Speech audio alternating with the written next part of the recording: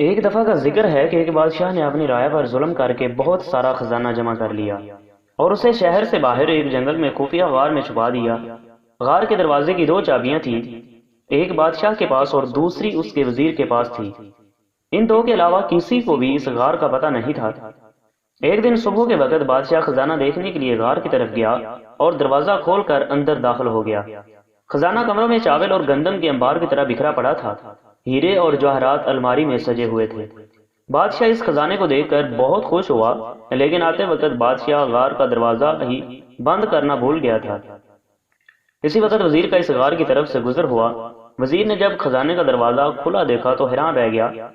وہ سمجھا کہ غلطی سے دروازہ کھلا رہ گیا ہے۔ اسی خیال کے تحت اس نے دروازہ باہر سے بند کر دیا اور محل پہنچ کر یہ بات بھول گیا۔ جب بادشاہ ہیرے اور جواہرات کا معائنہ کرنے سے فارغ ہوا تو واپسی کا سوچا، لیکن جب وہ دروازے کی طرف پہنچا تو دیکھا کہ وہ تو بند تھا۔ بادشاہ نے دروازے کو خوب زور زور سے پیٹنا شروع کر دیا اور ساتھ ساتھ چلاتا بھی رہا، لیکن اس ویران جنگل میں اس کی آواز سننے والا کوئی نہیں تھا۔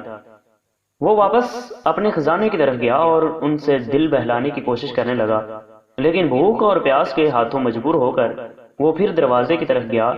اس نے چیخنا چلانا شروع کر دیا اور پھر تھک ہار کر وہ واپس جگہ پر آ گیا۔ بھوک اور پیاس کی شدت اتنی بڑھ گئی تھی کہ آخر وہ ہیروں سے بھیک مانگنے لگا۔ اے قیمتی پتھر، مجھے ایک وقت کا کھانا دے دو۔ اسے ایسا لگا جیسے وہ ہیرے اس کی سادگی پر زور زور سے ہنس رہے ہوں۔ اس نے ایک ہیرا اٹھایا اور زور سے دیوار پر مارا، پھر موتیوں سے اپنی فریاد کرنے لگا، اے قیمتی موتیوں، مجھے ایک گلاس پانی دے دو۔ اب اسے ایسا لگا کہ موتی اور جواہرات اس پر ہنس رہے ہوں۔ بادشاہ کو بہت غصہ آیا، لیکن بھوک غصے پر غالب آ گئی۔ آخر بھوک کی شدت اتنی بڑھ گئی کہ وہ نڈھال ہونے لگا۔ اس نے دنیا کو پیغام دینے کے لیے زمین پر کچھ لکھا۔ اس کے بعد بادشاہ کا انتقال ہو گیا۔ وزیر بادشاہ کو تلاش کرتا ہوا اس غار کی طرف سے گزرا تو اس نے سوچا کہ بادشاہ کے خزانے پر کچھ عطا پتہ کریں۔